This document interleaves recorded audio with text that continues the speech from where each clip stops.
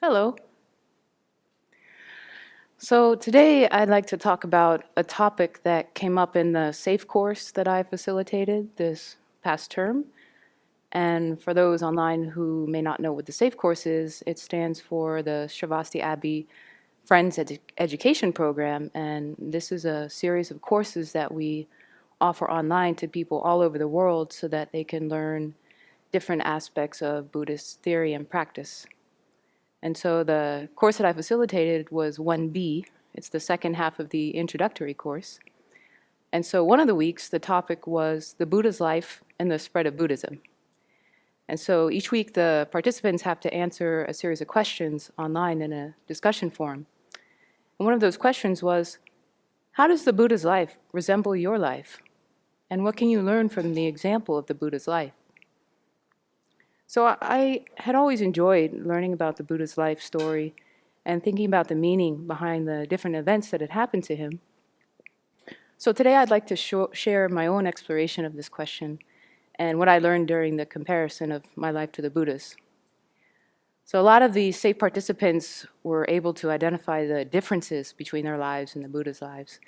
And I'd say the same goes for me. They're pretty obvious. I'm not a man, I'm not a prince, I didn't come from a very powerful family. I live in a time when there's support for gender equality, for democracy, there's airplanes, the internet, electricity. And I also don't have a child, I don't have a spouse, and I wasn't groomed to be a great political leader.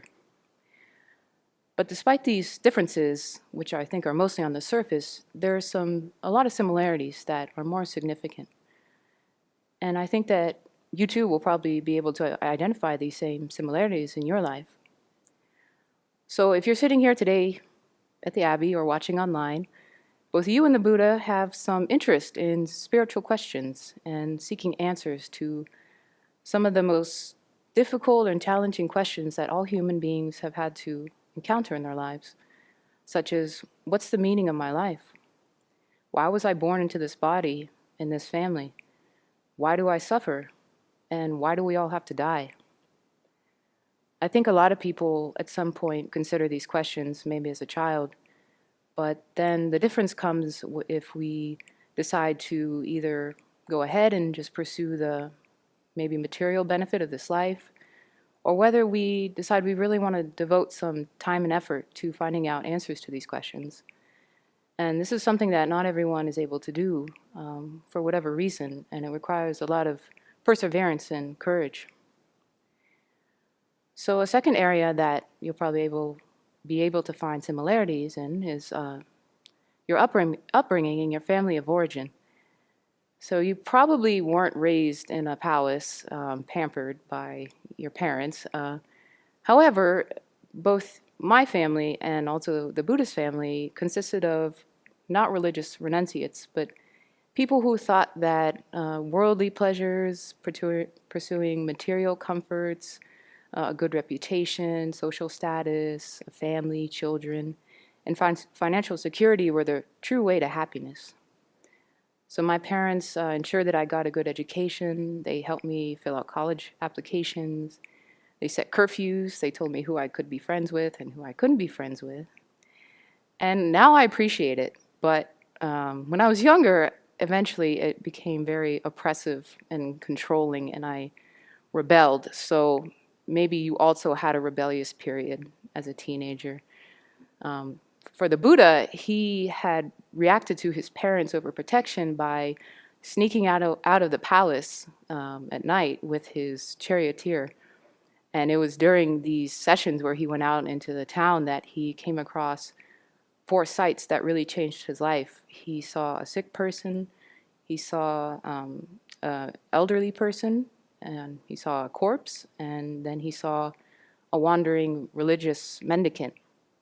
And these sights convinced him that he needed to do something different with his life than what his parents had advised him to do and seek a higher purpose. So after seeing these sights, the Buddha cut off all his hair. He put on rags, and he moved to the woods, to the forest, to live with a bunch of dropouts from society. And so maybe you too had a time when you dyed your hair or you got a lot of piercings, a lot of tattoos, and you hung out with people who polite society would call misfits or thugs. So, so in my own way, I became an outsider by really getting involved in drugs and alcohol. And at first I felt really empowered and mature and brave, but eventually I had to admit that it was harming my body and my mind, and it wasn't leading to lasting happiness. It was just wasting a lot of time and money. So the Buddha, he also took an unproductive detour on his path to awakening. And I'm not equating the value or the morality of these two paths, mine being, indulgence and intoxicants, but the Buddha also tried to alter his body and mind by engaging in dangerous ascetic practices, self-mortification, things that actually brought him to the brink of death. And of course, this was all outside of what society would consider normal or sane. Both of these paths failed. The Buddha realized that starving the body, harming the body would not lead to lasting happiness, and that's also what I found out through my indulgence in intoxicants. So at a certain point, I said, okay, I need to rejoin society. Abandoning society is not the answer. So I went back to school, I got a good job.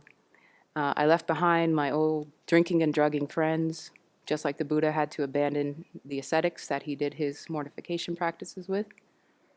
And during that time in my mid-20s, I finally became a responsible, self-sufficient adult. And it was much better than before, but still I felt something was missing. I was working in the humanitarian aid sector, and that was getting at my need to reduce suffering somewhat, but the more that I stayed in that field, I could see that what I was doing was not really getting at the root causes of the world's problems.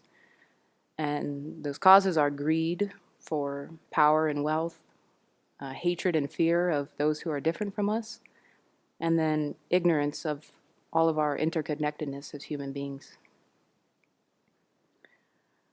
So the Buddha also, after returning to a normal lifestyle of eating sufficient meals, he realized that he needed to redevote himself to finding the solution to suffering, which was his goal all along. And so this time, in a similar way, I said, okay, I'm going to leave society a second time, but this time I'm going to find something wholesome. And so I set out to explore monastic life, and then eventually I committed to it. And I'm very happy to have found this lifestyle because it enables me to stay true to what I knew as a teenager, which is that pursuing mundane happiness of just this life will not lead to happiness or fulfillment even in this life alone, let alone future lives. And also that society is usually not a reliable guide as to what brings lasting happiness and peace. But most importantly, now I'm no longer polluting my body or the environment with reckless consumption or intoxicants. I'm living a lifestyle that's focused on the welfare of others and centered on kindness, compassion, love. As Buddhists, we try to cultivate equal-hearted concern for all beings, and this really met my need for justice and equality and fighting for these values in the world. And we also advocate nonviolence in all situations, even ones that involve abuse or exploitation. As monastics, we have few possessions, and this is very much in line with a quote from my favorite movie growing up called Fight Club. And the main character was kind of like an anarchist, and he totally dropped out of society, and he lived in an abandoned house, but he said the things that you own end up owning you, which I think is quite true. And here at the Abbey, we live as global citizens because we open our doors to people from all over the world who want to come and stay here with us. And then the icing on the cake, I'd say, is that we are pursuing the highest goal that I think any living being can pursue, which is understanding the ultimate nature of reality. And by doing this, we're able to cultivate boundless love and compassion for all beings.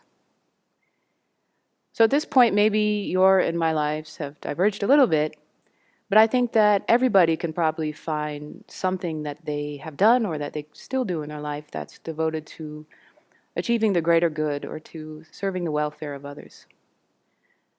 And I want to thank you for listening to this exercise, which I thought was quite inspiring, and I encourage others to do it too.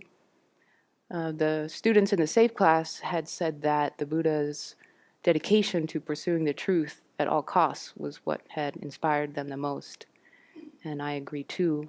And I hope that all of you also have whatever support you need to make the journey all the way to full awakening.